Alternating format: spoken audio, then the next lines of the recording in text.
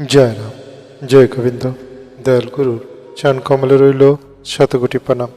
প্রণাম রইল প্রিয় ভক্তবৃন্দের প্রতি। শ্রী শ্রী রাম ঠাকুর জন্ম ও জীবন ও লীলা কথা, বেদবাণী সমন্বিত আধ্যাত্মিক জীবনী। জয় রাম, জয় গোবিন্দ। জন্ম ও শৈশব। 1807 সালে 2রা ফেব্রুয়ারি ফরিদপুর জেলার ডিঙ্গামানি গ্রামে জন্মগ্রহণ করেন শ্রী শ্রী ঠাকুর, শ্রী শ্রী রাম ঠাকুর। পিতা শ্রী রাধামাধব চক্রবর্তী, মাতা শ্রীমতী কমলা দেবী।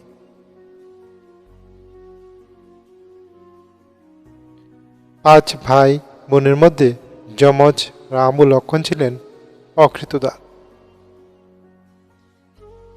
ছেলেবেলায় পাঠশালায় বাংলা শেখার মধ্যে দিয়েই তাহার প্রাতিষ্ঠানিক শিক্ষা শুরু। পিতার তন্ত্র সাধনার প্রভাবে ছোটবেলা থেকে রামায়ণ, মহাভারত ও পুরাণ চর্চায় গভীর মনোযোগী ছিলেন তিনি। তাহার স্মৃতিশক্তি ছিল অসাধারণ।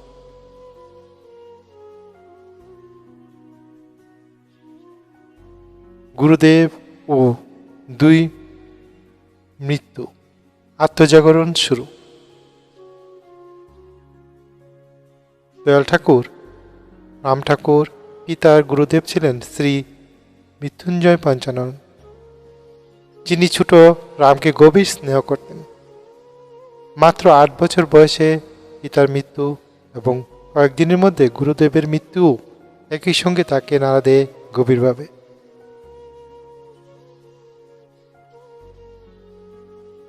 জীবন মৃত্যুর প্রশ্ন তখন থেকেই তার মানসপটে ঘুরতে থাকে।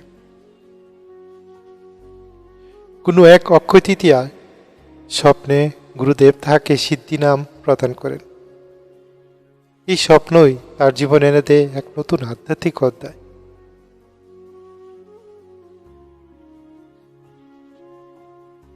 গৃহত্যাগ ও অজানার সন্ধান।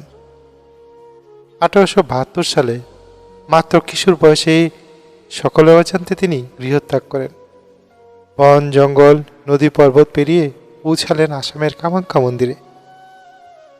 সেখানেই একদিন গভীর জপের সময় তিনি গভীর কণ্ঠে শুনতে পান এবং পেলেন রাম রাম রাম রাম, যা ছিল তাহার স্বপ্নের গুরুদেবের দেওয়া সিদ্ধ নামেরই ডাক।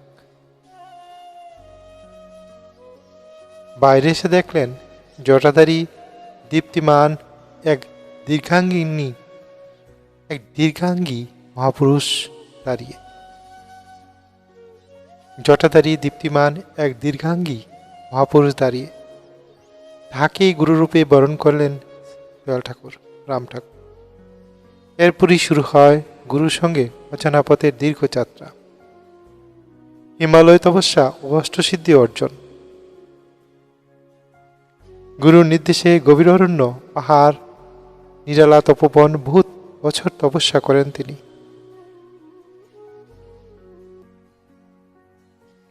হিমালয়ের কৌশিকী আশ্রম, বরিষ্ঠী ও শিষ্ট আশ্রম সহ বহু অজানা স্থানে তিনি অষ্টসিদ্ধি অর্জন করেন এবং ঋষিদের সেবা পূজা করে শুদ্ধ সাধনায় দীপ্ত হন। গুরুদেব তাকে পরে নির্দেশ দেন, লোকালে ফিরে মানব সেবা করো। মাতৃসেবা ও গৃহস্থ জীবনে পরম ত্যাগ। গুরুর আদেশ শিরোধার্য করেন তিনি। এক সময় নোয়াখালীর এক ইঞ্জিনিয়ারের বাড়িতে পাচক হিসেবে কাজ নেন। তাহার হাতের রান্না সকলেই পেতেন, কিন্তু তিনি নিজে খেতেন না। মাত্র কিছু দুধ ও ফল আহারেই থাকতেন সুস্থ সবল। ইঞ্জিনিয়ার শীঘ্রই বুঝতে পারেন এ মানুষ কোনো সাধারণ পাচক নন, এক মহাপুরুষ। জয় রাম, জয় গোবিন্দ। ফেনী শহরের সেবা সমাজ বিপ্লবের এক নীরব অধ্যায়।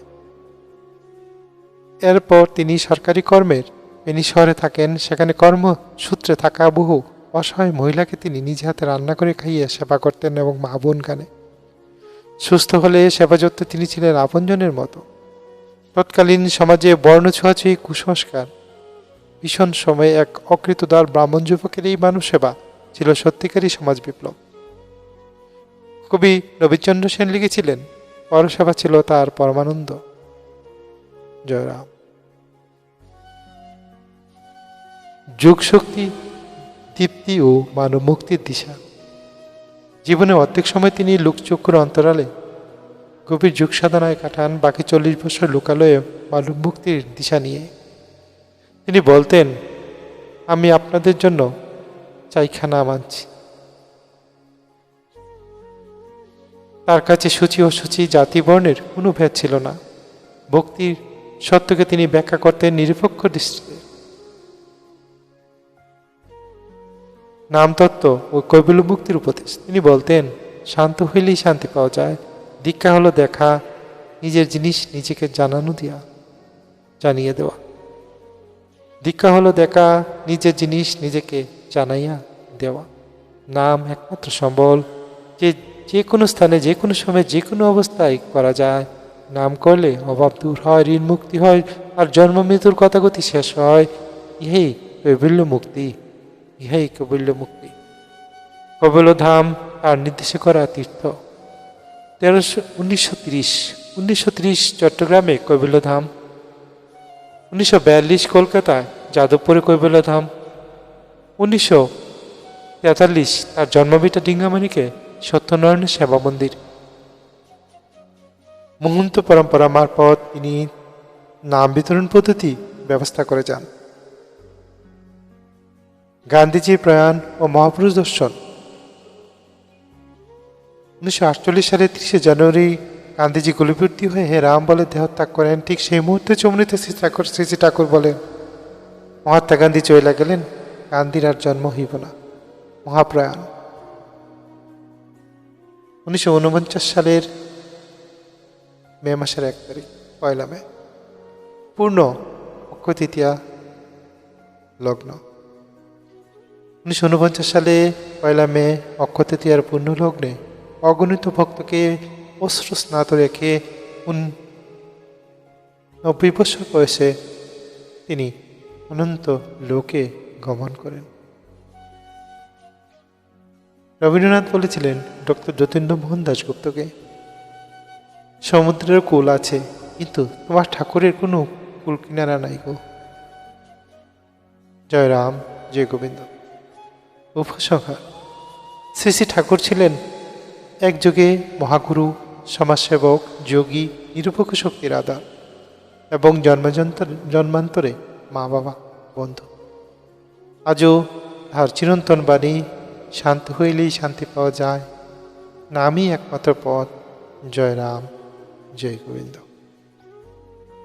গুরুভ্রাতা, গুরুভগ্ন এবং সবাই খুব ভালো থাকবেন। পাঠে ভুল ত্রুটি মার্জনীয়। গুরুর আশীর্বাদ সর্বদা আপনারা আমার উপর বর্ষিত হোক।